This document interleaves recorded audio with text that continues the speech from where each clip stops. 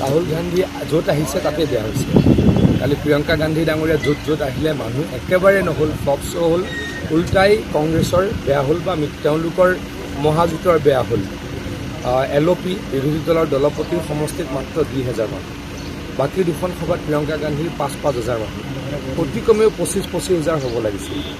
আগতে তেওঁলোকে কয় তেওঁলোকৰ সভাত কিয় মানুহ নহয়, আমি বোলে স্কিম কাটি দিম বুলি কয়। এতিয়াতো স্কিম কাটি দিব নোৱাৰোঁ, এতিয়াতো আমাৰ চৰকাৰ নাই, ইলেকশ্যন আছে। গতিকে এতিয়া তেওঁলোকৰ মিটিঙত মানুহ নোযোৱাটোৱে কি বুজায়, মানে তেওঁলোকৰ জনসমৰ্থন নাই। প্ৰিয়ংকা গান্ধী আহি কালি আপাৰ আছামত কংগ্ৰেছক বা তেওঁলোকৰ মিত্ৰ তেওঁলোকে কিবা এটা কয়, মহাজোঁট নে কিবা এটা কয়, তেওঁলোকৰ অৱস্থা বেয়া কৰি থৈ গ'ল। ৰাহুল গান্ধী ডাঙৰীয়াই আজি আৰু বেয়া কৰি থৈ গ'ল। পাহাৰত এইবাৰ কিমান? 5টা চিটৰ ভিতৰত 5টা চিট।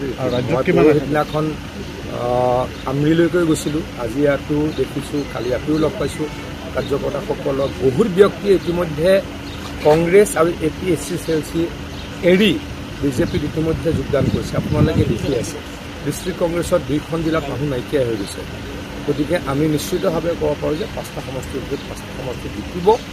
আৰু আমি অভিলেখ সংখ্যক বুলি মই সদায় কৈ আছোঁ, চিটটোৰ সংখ্যা আমি কম, অভিলেখ সংখ্যক সমষ্টিত আমি জিকি দ্বিতীয়বাৰৰ কাৰণে চৰকাৰ বনাম। মুখ্যমন্ত্ৰী হিমন্ত বিশ্ব শৰ্মা ডাঙৰীয়া আকৌ মুখ্যমন্ত্ৰী হ'ব। আপুনি বিচৰা বাতৰি পাব কেৱল নিউজ 18 এপত। নিউজ 18 এপ ডাউনলোড কৰিবলৈ স্কেন কৰক এই QR কোড। গুগল প্লে ষ্টৰতো পাব এই নিউজ 18 এপ। ৰাহুল গান্ধী য'ত আহিছে তাতে বেয়া হৈছে। কালি প্ৰিয়ংকা গান্ধী ডাঙৰীয়া য'ত আহিলে মানুহ একেবাৰে নহ'ল, ফ্লপ শ্ব' হ'ল, উল্টাই কংগ্ৰেছৰ বেয়া হ'ল বা তেওঁলোকৰ মহাজোঁটৰ বেয়া হ'ল। LOP বিৰোধী দলৰ দলপতিৰ সমষ্টিত মাত্ৰ 2,000 মানুহ, বাকী দুখন সভাত প্ৰিয়ংকা গান্ধীৰ 5,000 মানুহ, অতি কমেও 25,000 হ'ব লাগিছিল। আগতে তেওঁলোকে কয় তেওঁলোকৰ সভাত কিয় মানুহ নহয়, আমি বোলে স্কিম কাটি দিম বুলি কয়।